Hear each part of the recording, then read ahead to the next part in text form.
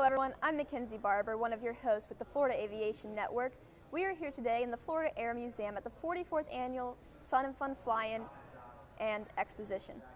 Today, our guest is Caroline Dougherty. It's nice to see you today, Caroline. Thank you. I'm so happy to be here. Now, Caroline, I understand that you have a very special story about your solo. I do. On my 16th birthday, I soloed in a 1917 original Curtiss Jenny powered by an OX-5 engine, and I became the first person in the world to make their first solo flight in a 100-year-old airplane. Wow. Now, for people who aren't too savvy on types of airplane, what type of airplane is the Jenny? Well, the Jenny was a World War I trainer, which they used it back in the time of the war. And it's a pretty big airplane. It actually has a 44.5-foot wingspan. And it's really different from the airplanes of today. Like, it doesn't have an airspeed indicator, and it doesn't have brakes, and a lot of the essentials that pilots are used to flying with today it's not in the Jenny. So why don't you tell us a little bit about your background in aviation? How did you get that amazing opportunity to fly in a 100-year-old aircraft? Well, it's mostly because of my dad. He's a pilot, and he started a collection of vintage airplanes. And now we have pretty many planes, and it's been amazing because I've gotten to fly in multiple different types. And I started flying in the Taylor E2 Cub, which I also soloed on my 16th birthday. And I was probably around 6 or 7. I would go flying with him, and he would let me take the controls in the plane. And I would fly over my friends' houses, fly over my school, and it was really fun. Now, speaking of friends in school, where did you grow up? I grew up in Pennsylvania. It's a lot colder than it is down here. But yeah. And I grew up on an airport, actually. My bedroom window overlooks the runway. So that's awesome. So can you walk us through the process of what it was like soloing in an aircraft like the Jenny? Yeah. Well, we decided that I would make my first solo flight in the Jenny when we determined I was probably around 14. And then I realized that the Curtiss Jenny would be 100 years old when I was 16. So we thought, why don't we do something that's never been done before? I wanted to create my own path. I didn't want to just follow what other people have done. I wanted to do something new, something different. So ever since then, I had my mind set on my 16th birthday, I'm going to solo this airplane. So I did most of my flight training in the Cub, and I did some more stuff in the 150 and the Champ. And yeah, then probably about a month before the solo, we really started doing the flight training in the Jenny. We would go up and just do takeoffs and landings. I had about 3.5 hours in it when I soloed it, but I had over 50 hours total, just because of my age. I could have soloed so much earlier, but I was still too young.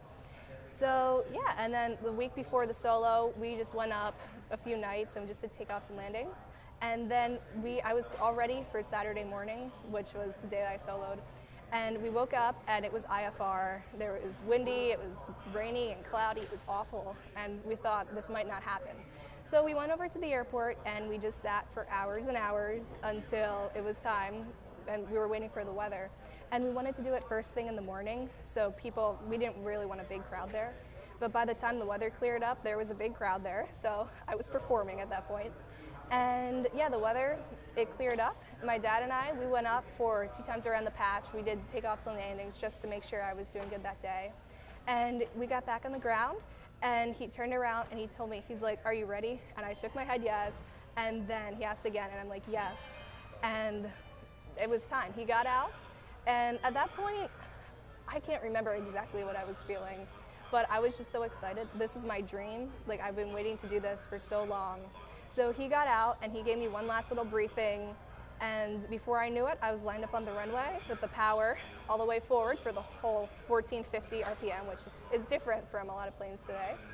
And I was keeping it lined up down the runway, and I was actually really surprised how fast it took off, because without the extra weight, it was a lot different. Wow, that's amazing. Yeah. Such an amazing opportunity. So now that you've soloed, when are you going to be getting your license? Well, I'm going to get my license hopefully next month because I'm going to turn 17. And then I want to go through and get all my ratings. And then after that, I want to go to college at Embry-Riddle for a major in aerospace engineering and a minor in flight. And then hopefully after that, become an airline pilot and fly airshows on the side and hopefully fly here at Sun and Fun one day. That'd be amazing. Yeah. So company that you and your dad work with or work for, the air show. Is it air show? My dad has an air show business. He flies air shows into Kristen Eagle, and I'll travel around with him. I'm his crew chief and his business manager, and it's been an amazing experience because I've gotten to know a lot of performers and really experience the air show world firsthand. That's amazing. Now, what are some interesting people that you've met doing that? I have met most of the performers. I got to fly with Patty Wagstaff in October, and at Oshkosh last year I got to fly with David Martin. We're good friends with Matt Chapman, so I know pretty many of the performers. That's amazing. Yeah. And I also got to meet Bob Hoover, which was amazing. He was such a cool guy. That's awesome. So,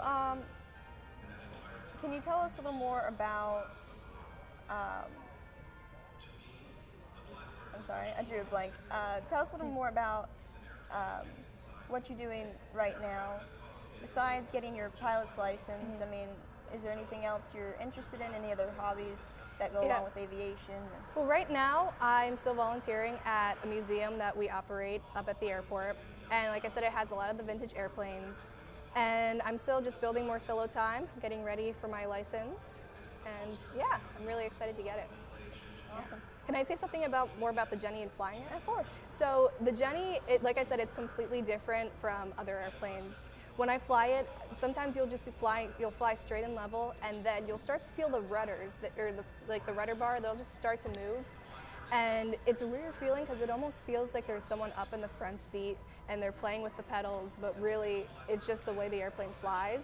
And same with like the stick, it's not heavy, but it can get heavy like in certain turns, like coming out of like steep bank turns, you have to take two hands and pull it all the way over. And it gets tiring. Like after a half an hour of flying it, I'm usually exhausted. I bet. Yeah. So what advice can you give to young pilots who have the same sort of dreams that you have? Just basically pick something that you want to do and do it as well as you can. I accomplished my dream, which was to solo in the Jenny, and that just came from hard work and inspirations from other people, and just work for what you want and don't give up until you get it, because eventually you will get whatever it is you're striving for. It's awesome. Is there anything else that you would like to tell our aviation audience about your experience with the Jenny or your youth growing up? Yeah, so after I soloed the Jenny and I came back, and I was really surprised. I came back and my dad was crying. It was the first time that I've ever seen him cry, like from happiness.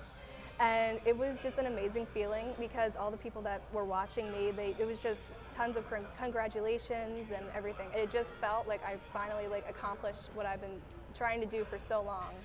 So after I came back, I waited probably about a half an hour, and then I said, well, let's do this again.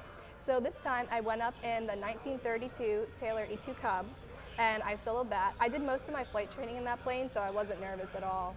And my dad went around the patch with me one time, and he said, oh, you're good. So I took it up, and I did a few takeoffs and landings. And then afterwards, I wanted to also solo in my 150, but I couldn't because we ran out of day. It got too late. Well, it's amazing that you've been able to fly in so many different aircraft and have those opportunities and experiences. Yeah. I know a lot of kids who love aviation over at the high school would be very jealous to hear your story. Yeah.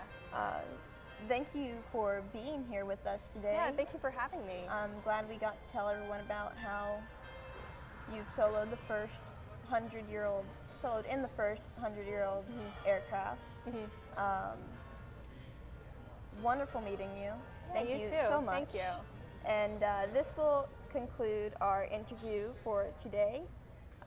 Thank you all for joining us. I'm Mackenzie Barber with the Florida Aviation Network. See you all next time.